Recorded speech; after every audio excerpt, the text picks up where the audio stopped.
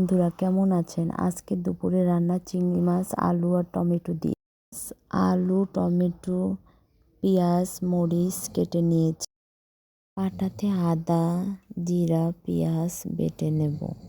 সব কিছু একসাথে বেটে তৈরি করে নেব। গেছে দেখেন, এটা দিয়ে এখন রান্না করব।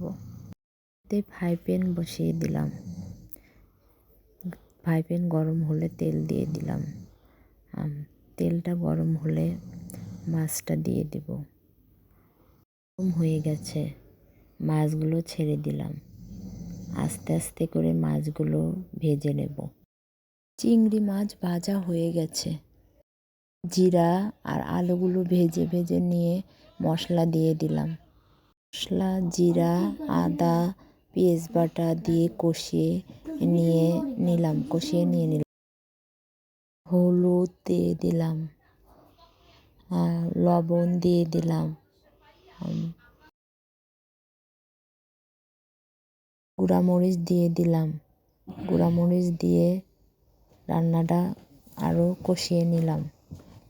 কষিয়ে কষিয়ে তেল যখন বের হবে তখন বুঝে কষানো হয়ে গেছে। একটু কাঁচামরিচ দিয়ে দিলাম। তারপর আবার নাড়তে থাকলাম। এখন নেড়ে জল দিয়ে দিব। জল দিয়ে দিলাম পরিমাণ মতো করে জল।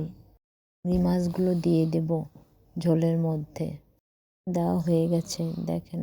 দেখানো হলো না, এই দেখেন আমাদের চিংড়ি মাছের ঝোল রেডি হয়ে গেছে। ভালো লাগে লাইক, কমেন্ট, সাবস্ক্রাইব করে দেবেন। শেয়ার করতে ভুলবেন না।